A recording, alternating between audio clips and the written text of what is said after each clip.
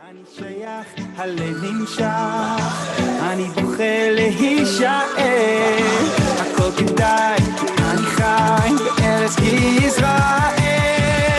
This is my home, this is the place to be, מרגיש את אלוקיי כאן בקרבי, אז תעלה אחי ושב איתי. This is my home, זה המקום שלי. You're listening to the Bring Them Home Aliyah podcast, hosted by Josh Wander. Welcome back to the Bring Them Home podcast. This is Josh Wander from Yerushalayim, Yira Kodesh. We have a special guest today. His name is Moti Kahana. He's originally from here in Israel, but he is currently located, I believe, in the United States. Am I correct, Moti? Yes, sir. New Jersey. New Jersey. Okay, and I understand that you are... that was not your original plan. From an article that I just read this morning from in the Times of Israel, I understood that your original plan was to come from Dubai to Israel, and you were prevented from doing so. Is that correct? That's correct. Yeah, I was scheduled to come back to the U.S. for my birthday, and I was on my way to the U.S. I will stop in Israel and, do something in Israel to do with security, by the way, and then continue to the state. Happy birthday. Thank you, sir. So this is unusual. It was mentioned in the article that Israel is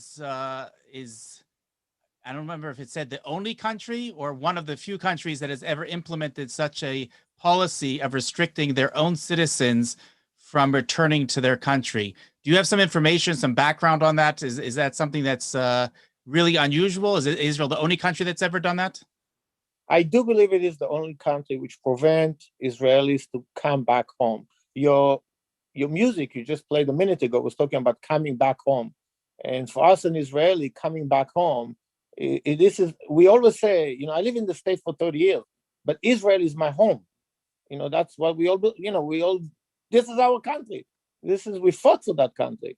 And not coming home, preventing us of coming home, it's like you're putting a knife in our back or whatever you call it. It's killing us. Now, the obvious, just to be a devil's advocate here, the obvious response to that is that there is a public health danger or concern of letting people, unlimited Israelis return. We know that it's probably been almost a year now when there was a cruise ship that was stuck that had many Israelis on it that were diagnosed with COVID. And they were restricted at first from coming into the country. In the end, they did allow them to enter the country. And there's a lot of concern, especially in lieu of the fact that there are all these mutations that are now popping up all around the world, that this may be a public health concern. What is your response to that? Well, first thing, I agree to what happened a year ago. A year ago, you're right, it was the beginning of Corona. Vaccine was not available. PCR test was not quick enough to give you a result. I mean, yes, a year ago, that was the right action. Today, in my case, I'm just going to give you my case. I was vaccinated first vaccine by Pfizer in January 10th. Second one, February 10th. This is almost a month ago. My second vaccine.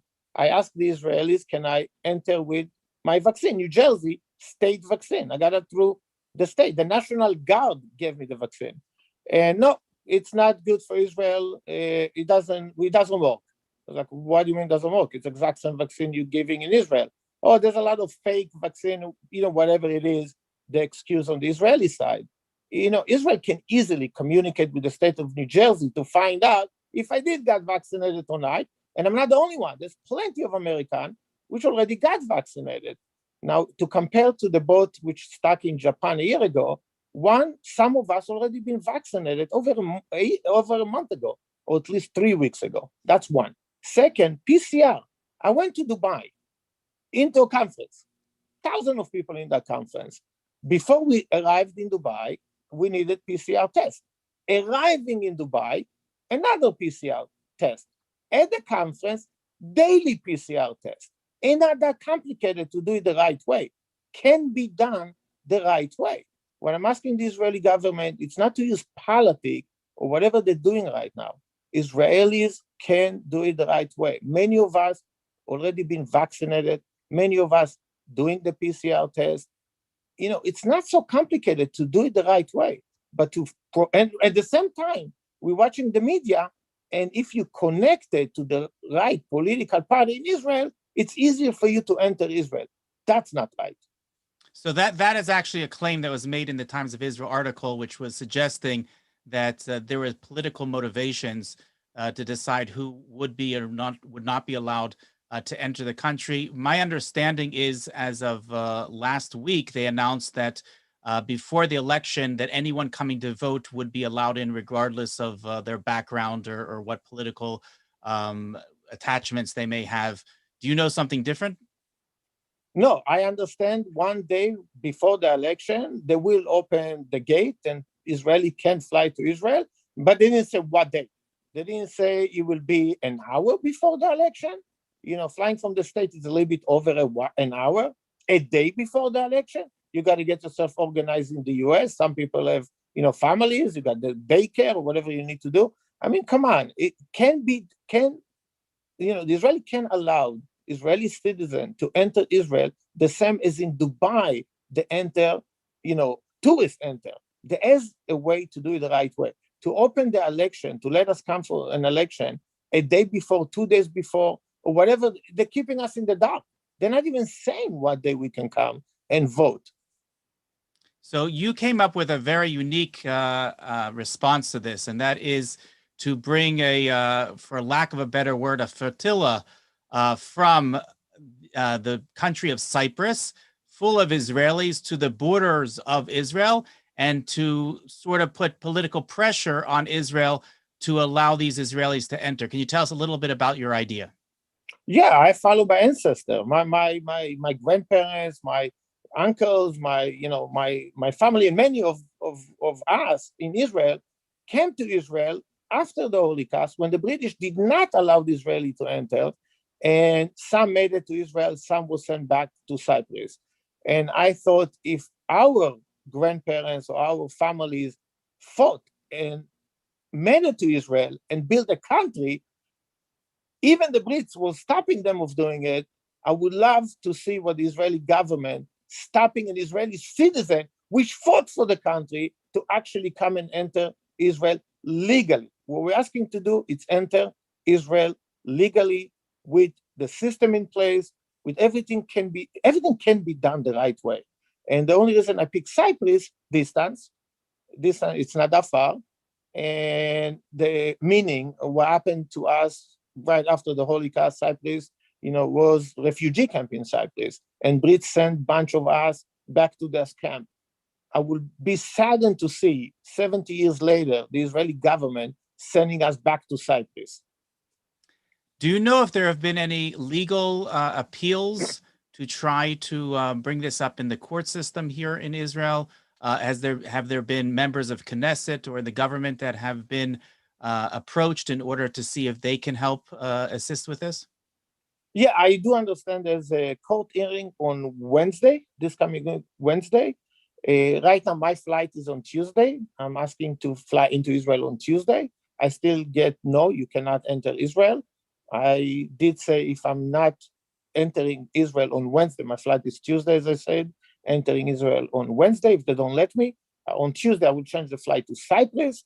Hopefully, when I'm in Cyprus, getting ready for the boat, if they open the gate, that's great. Israelis from all over the world will come to Israel. If they're not opening the gate, right now I'm working to get the boat, the captain, everything in place.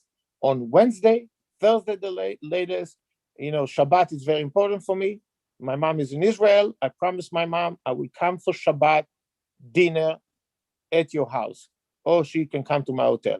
I always keep my promises. As I said, I entered Syria and exit Syria in the last 10 years. Trust me, I will make it to Israel for Shabbat dinner. You have my word on it. First of all, you're welcome to come to us for Shabbat. We live in a very Thank special you. place. As you can see behind us, we actually live on Har HaZeitim in Yerushalayim, and we have a beautiful view behind us of the Har HaBayit. You're always welcome. But let me ask you, what is the plan? You're trying to find other Israelis. Are you advertising to try to find other Israelis that are going to board this boat and to come to the shores of Israel to pressure the Israeli government? I didn't have to find them. They found me. in Dubai, for example, I was told there's over 200 Israelis. I was at the conference, seeing a bunch of Israelis at the conference, stuck, trying to come back from Israel. They're stuck in Dubai. Those the one came to the conference and stuck. Then when I realized I cannot enter Israel, I went on Facebook, started looking for what the story is, what's going on. And I saw so many group of Israeli trying to get back to Israel, and everybody was talking to each other. I joined some of those groups, and I see, right now I'm getting hundreds of Israeli messages. Should we come to Cyprus? I said, no, not yet. Hold, because Cyprus, there's 10 days. You have to stay there, bidud for 10 days. I'm asking the Cyprus authority to let us transfer from the airport direct to the boat. Then there's no need to stay in Cyprus for 10 days because everybody coming into Cyprus with PCR test negative. Then from the airport straight to the boat. Before we selling, another PCR test, make sure we all clean before we selling, and less than 24 hours we'll be in the show. Yes, there's hundreds of Israelis already contacting me where we should start, where we should go, where is the location we all living. And my comment right now, hold tight. I'm checking with some other countries in the area. As soon as we know exactly where people can come in and don't need to be in quarantine for at least, a day, but not 10 days, then we will sell. By the way, just to let you know, this morning, a group out of Italy already sent me a message. They're on the boat already since last night, and they are on the way to Israel. Now, is there a difference of how the Israeli government relates to people that are sailing through maritime vessels versus coming on aircraft? I think the same thing. I mean, they don't let you in. They don't let you in. I know that it was a loophole that was I think sealed up because at first they didn't have the same rules, at least as far as land crossings. You were able to cross through land crossings even after they sealed the airport, but I believe that they sealed that as well. Yeah, I was getting a lot of messages, fly to Jordan, fly to Egypt, and you cross through that. I was told that's shut down. You cannot cross through those two, location. I think I look at that this way. Not only we're doing it because we want to come for Bchirot, we want to come for Israel, this is our country, we fought for it. Many of us was willing to die for Israel. It's also symbolic, really symbolic to honor our Sacrifice. families which fought for the country, for the British, right after the Holocaust. There's nothing. There's no money broken emotionally, and they actually made it to Israel, built this beautiful country. And now you're telling us, the kids of those families or immigrants to Israel, you're not welcome in Israel? This is crazy. This is not who we are. Now, can you tell us a little bit about your idea for this boat? How many people is it supposed to hold? Is there going to be food for these people or how long will there be provisions for these people to stay on the boat? Because obviously they're not going to be able to be held up at the border for very long if there's not adequate food and water to feed them. Well, you will definitely be enough food and water for one day. The route is not that far. Israel Cyprus is very close. I was told by the captain, it's one day, you make it to Israel. We will have enough food and water for one day. Hopefully the Israeli will not let us starve on the boat when we're in front of Tel Aviv port. I will be very surprised if we get to Tel Aviv, because I guarantee you on the Tel Aviv side, many Israelis will come and try to pressure the government to let us in. We're not asking to do anything illegal. We're asking to come in the right way, in an organized way. If you got the vaccine, you have your PCR test, you're welcome to enter the country. If you didn't, go to Melunit, you can stay at Melunit, go through the system. It's not so difficult to do it the right way. I mean, learn from the Emirates. They're actually doing it the right way. It's not so difficult. Let me just switch gears for a second, because I wanted to speak to you a little bit about your other activities, your philanthropist activities that you were involved. You mentioned earlier that you went to Syria. I know you were involved in the Yemenite Jewry as well, and Jews that are stuck in other countries. Can you tell us what's happening right now with the Jewish communities in other countries? Are they still Are there still Jews that are desperate to come home that are not able to? Yes, in Syria, they're not. Everybody wanted to come to Israel or immigrate out of Syria. On the Syrian side, there's 18 families. They're all good. They don't want to leave. It's their life. They've been there for thousands of years. And if they choose to stay in Syria, it's great for them. I do not judge them. In that country, I can actually say the name of the country because Israel is still at war with that country. And Bougie Herzog, you can make a phone call to him. He knows exactly what country I'm talking about. There is not only Jews in that country, there's Israeli citizens in that country which married to non-Jew, and they don't let them to bring the wife or the kids because the wife and the kids are not Jew, but that's an Israeli citizen. And they pretty much told them, you're welcome to come to Israel before Corona. You're welcome to come, but you have to leave your wife and the kids behind. I don't judge no one. If the family see themselves as Jewish people, and they are willing to convert and go through the system, they definitely can do it in Israel. That specific country, it's not safe for them. At least that's what they feel. But they're still stopping them of coming to Israel. And that's not right. Some of them are an Israeli citizen. Not Arab Israeli, Jewish. And I'm not judging. If it's Arab Israeli, that's, it is what it is. I'm not going to judge, but I'm Jewish. I'm focusing on my own people. See, my logo in my company, it's all about the Choshen, because I worry about the 12 tribe of the Jews. I'm a Kahana. I'm not different last name. And that country, we should let those Jews, especially in Israel, to come back. That's before the Corona. In Yemen, unfortunately, I can't talk too much about that country. There's few families still stay behind, 40 plus left, which was great. And I want to thank Zev Elkin, just for the record. Zev Elkin did it. It's in secret. Zev Elkin was the first one to help me with another individual, Malcolm Online. Those two people was helping me quietly, never took the credit of rescuing the Yemeni Jews till this moment, still silence about that because they don't want to risk the remaining Jews within that country. Unfortunately, that country, there's one individual which need help, and the Prime Minister office knows exactly what I'm talking about. You need to help that Jewish person which got in problem in that specific location because they knows the Israeli was making. And Malcolm Online, Zev Elkin knows exactly what I'm talking about, include Bougie Herzog. We should help Jews in any place around the world, include that specific country. And if anyone listen and would like to help, contact Malcolm Online, Zev Elkin, or the Prime Minister office. They know exactly what needs to be done in that specific location. Outside of that, we are the lion in the neighborhood, and that's a good thing. We're not the sheep anymore as Jewish people, and lions should act as a lion and not a sheep. And outside of those two countries, and Israel gets stuck around the world at the moment, which will be solved, I'm sure, very quickly. No, everything is in the Middle East. I'm talking about the Middle East. The rest of Jews in the Middle East in a very good shape right now. Now, besides a moral question, this is not a question that should be answered by Bougie Herzog.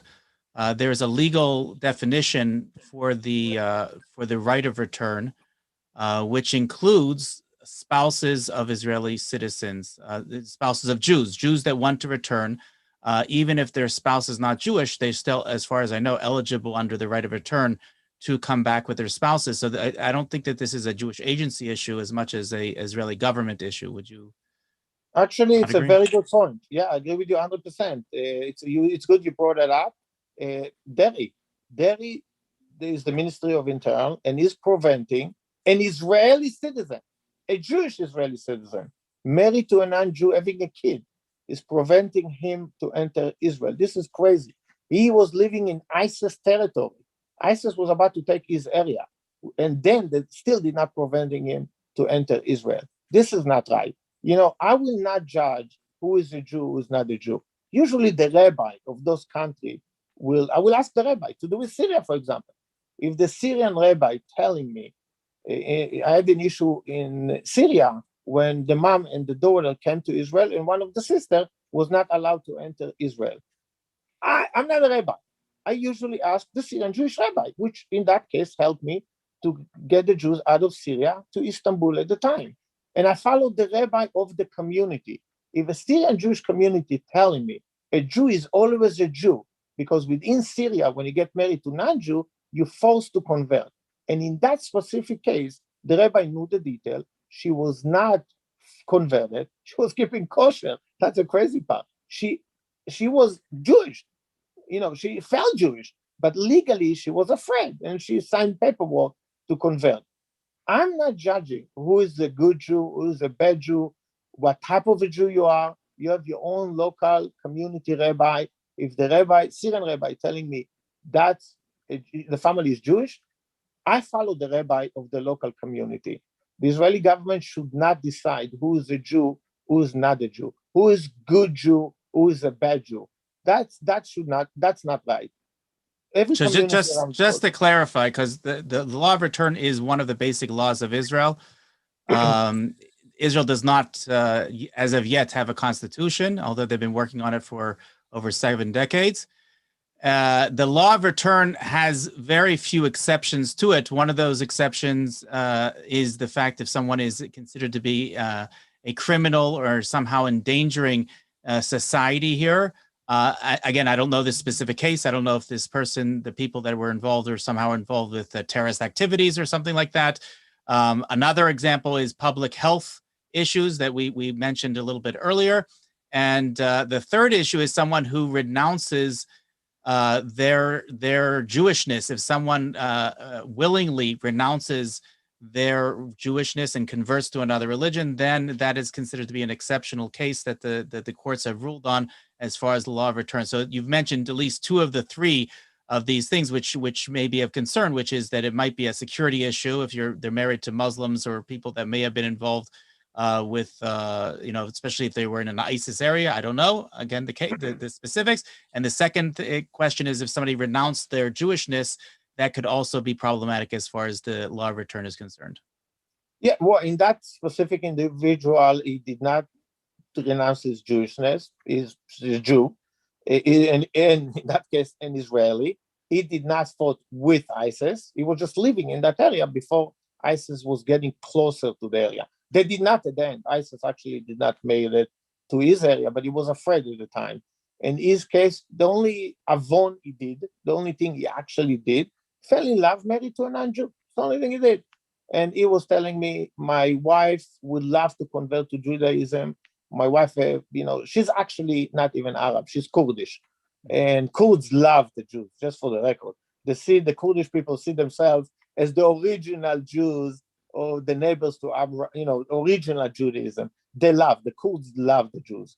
They think we are the same, almost same tribes. And in his case, there was no issue, but he married a Jew, and you're welcome to come, leave your wife and your daughter behind. And this is not right. Our country, Israel, should not get involved, if you're a good Jew or bad Jew or whatever Jew you are. To do with the law, you're right. By the way, I'm in law school, Zoom school, with Kiryat Ono, which is a great program. I just started it. A few weeks ago, we started it. And you're right, Israel does not have a constitution. You're right, 100%. Israel should one day have constitution. I agree with you. And that's what we're debating in law school, by the way. That's those exact questions. Well, there's been a committee in the Knesset for decades now that have been working on it, but it's not so simple. We can't even get our elections right, let alone a constitution. Yeah. We're missing George Washington and his friends. George Washington was the right person at the right time, where I'm not sure he would have been the right person here, but okay. He did a wonderful job where I'm at. He actually built a beautiful country. Okay. Is there anything else that you would like to add? This is all fascinating, and we're going to keep in touch and abreast to what is going on from day to day. And we would like to try to get this message out to as many people as we can, and that are interested in coming home. Yeah, please do. To do with the Jews around the world, just remember one thing. I mean, we live in the States, you guys live in Israel. Just remember there's some, I would say political conflict between Jews. But remember one day we all Jews. We have enough enemies. In the last 2,000 years, we're going to have same amount of enemies in the next 2,000 years. What kept us alive in the last 2,000 years and more, it's us being together. That's the most important thing. Unless we help each other out, because enemies, we have plenty of them. We just need to help each other out. Saying that, as you in Israel right now, please contact the Israeli government. Let them know outside helping Jews around the world, which they're doing, by the way, wonderful. Only a few cases, there's some issues. But outside of that, the Israeli government, Bougie, and the Sochnut doing wonderful, wonderful job. No complaint there. They brought my family to Israel. But outside of a few cases, they should have some office or few cases to overseeing those special cases and not just bounce people around. But the message I would like to deliver in this thing, in your program at the moment, outside of Jews should be united as Jewish people to do with Israeli right now, trying to come home to vote. It's our basic democratic right. Asking the Israeli government, there is a way to do it the right way. Most of us willing to accept all the law of Israel, all the issues. Some of us got vaccinated, at least phase one. Let the one which got the vaccine. The second one, a month ago, to enter Israel. It's the second one. They're talking about green passport. We already did it. We already, New Jersey did a wonderful job. Gave us, we pretty much, I don't know the percentage, but we got the vaccine, which means if everybody listening, I would ask if you know anyone in the Israeli government, do phase one. If you're already vaccinated in the state, easy to actually confirm we got vaccinated. It's from the state of New Jersey. Let us in. I mean, come on, we're Israeli citizens. But if you don't, as I said, on my case, I promise you, this Shabbat dinner, I'm with my mom for Kiddush. Give you my word on it. And by the way, where you live, I used to work there at Modin Ezrachi many, many years ago. I used to work at Ateret Kohanim as well. Modin Ezrachi is no longer the contracted third-party contractor, but okay. That was 91. But I was with Ateret Kohanim in the old city. I was doing all the security for them. So interestingly enough, I'm not sure if you're up to date about what's going on here, but we have 5 thriving Jewish communities here today on the Mount of Olives. Oh my God, I didn't know that. The one on top of the mountain, all the way on top by what was used to be called the Intercontinental Hotel. Today it's called the Seven Arches Hotel. I know the location very well. It is known as Beit HaChoshen. You spoke about the Choshen before. It's called Beit HaChoshen. It has the most beautiful view of the Temple Mount. Actually, this is taken from right next to that, this photo behind me.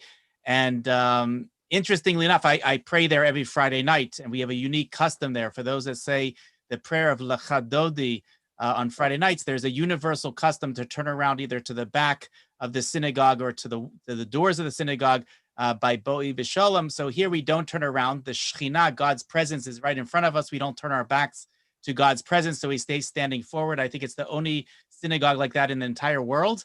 So we feel very privileged to live in such a special place in such a special time. You just gave me the chills. You understand? I'm in love with my country since 53 years ago.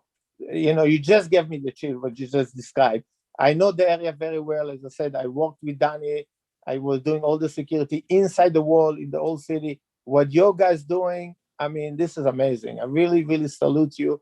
Can I drive on Shabbat to you guys? Because I do drive on Shabbat to come for Kiddush, or we prefer that you don't, but the roads are open. The roads are not closed. We have most of our population is not Jewish, so around us. So we don't. All the public transportation is open on Shabbat here.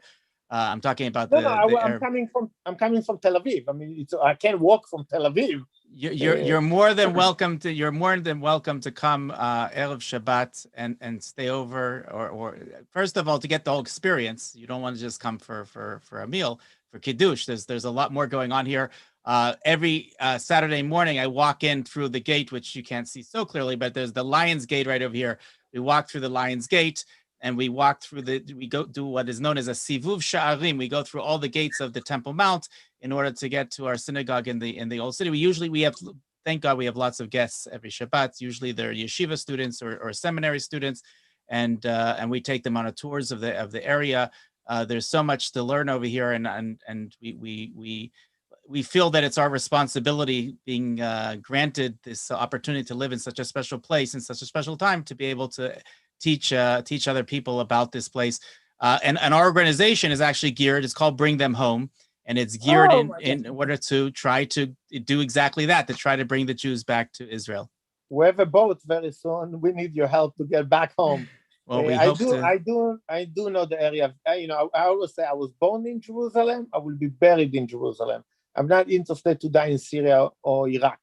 Or if I do, I like to come back to Jerusalem. This is my city. I mean, you just gave me the chill describing what you guys doing.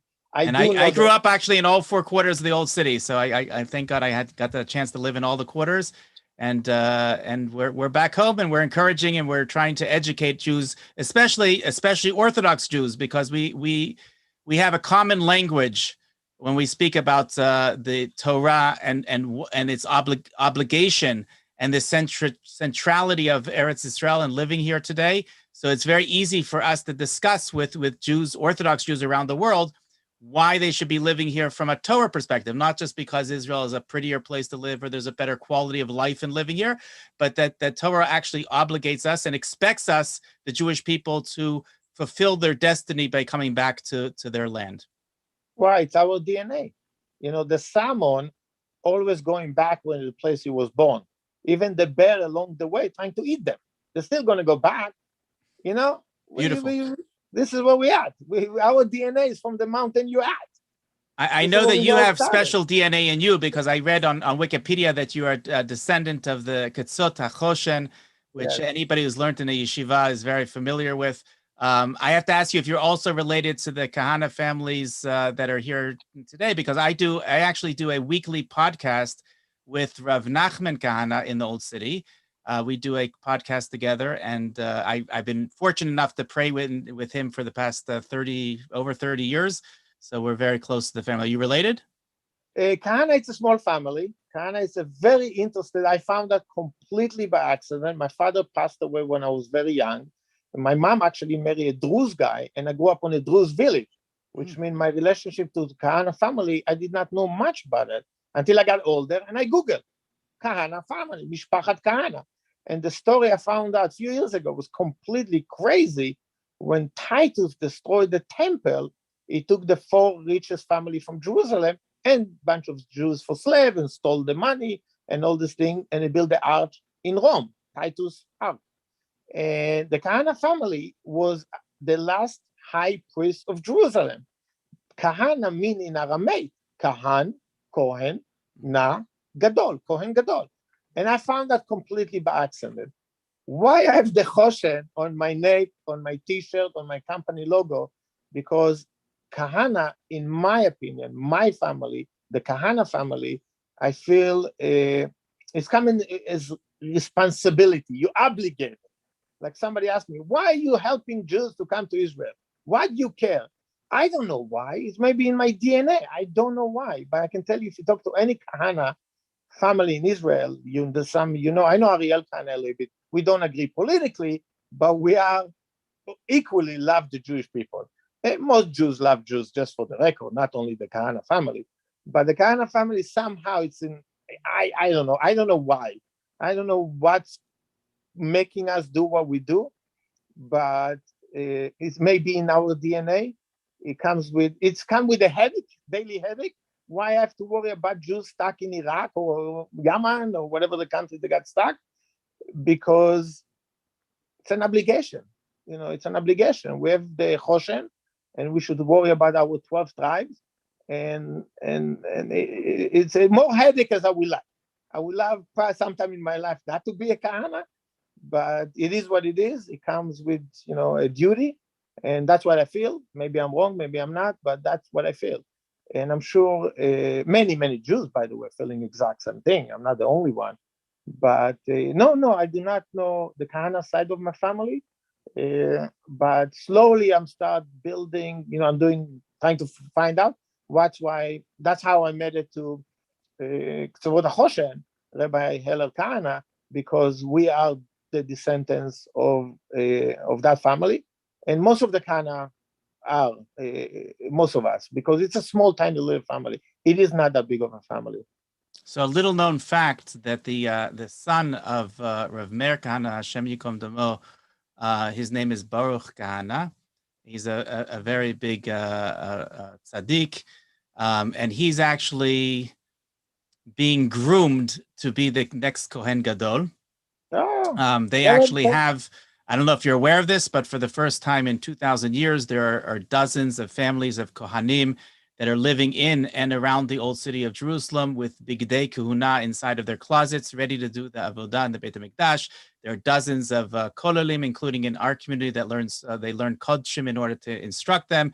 And we have rebuilt all of the vessels, all of the Kelim of the Beit HaMikdash, with the exception of the one that can't be rebuilt, which is the Aron HaBrit, which was put into hiding 30 years before the destruction of the first Beit HaMikdash. And for those that need to know where that's at, we know where that's at. We have refounded Tchelet. We're in the process of rebreeding the Para Aduma. We're light years ahead of where we were just a few years ago in this Geula process. Most people, even here in Israel, are not aware of it, let alone in New Jersey, but we're trying to get that message out. This is great. I mean, Google Mishpachat Kahana. You'll be amazed to find out. I am trying to get to the Vatican because there is one of the first Pope is accounted was a Kahana, the exact same name. Really? Yeah, I've made it all the way to him. I'm trying to work on that. When I retire, I'm going to focus on trying to go back and find out really the story of the Kahana family. But Kahana in Aramaic, Kahan, Kohen, na Gadol, Kohen Gadol, or the Kohen. The Kohen, that's if you translate to English. To do with the Meir Kahana, just to keep transparency, I was in the Kahana movement when I was 18 years old for my own reason. I met Meir Kahana, I still have the book at home. You didn't discuss a family relation. Hashem Yinkom Damo, and I knew I was in the movement when I was 18 years old. But I still go and help Muslim. And, you know, if you don't want to kill my people and you want to work and help my people to stay safe in the country we belong to, I'll be your friend. You're trying to kill me, I'll kill you. But if you want to be, you know, living next to me in peace, I will be more and helpful and happy to do exact that. To do with the Kohanim in Jerusalem, tell Rabbi Kahana, you know, we all in our DNA for our own reason know one thing would definitely going to happen. We will go back to Jerusalem. In your case, you guys did. It took us maybe 2,000 years to get there. It may take another 2,000 years to build a building, which we belong to. As every time I argue with my Palestinian friend, and he said, we used to live in Tzfat, and we have land in Tzfat, and you Jews took my land. I say, let's have a deal.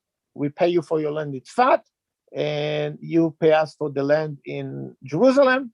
You knock down your building, we knock down our building, and we do exchange of land.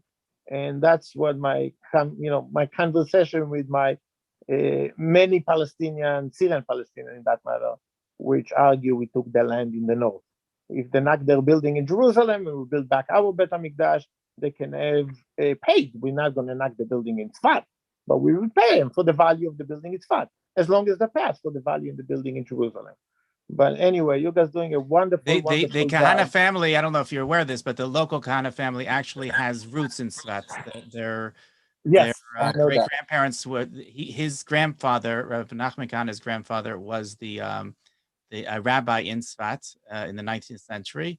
And there's definitely connections there. But we're not going to go into Kahana, family trees over here. We're gonna try to keep it more universal for everybody. We'll talk another time privately. But thank you so much for joining us, and it's been a pleasure. We'll try to get this message out to everyone. We do want to have all the Jews come back to Israel. We believe that is an intrinsic part of the Geula process, is kibbutz galiyot, is in order to get the Jews back from wherever they are from the four corners of the world. And we are doing our small part, and you're doing your large part in order to make that happen. And we appreciate and commend you for that. Thank you so much. And let's start of helping to bring Israeli Jews back to Israel for election.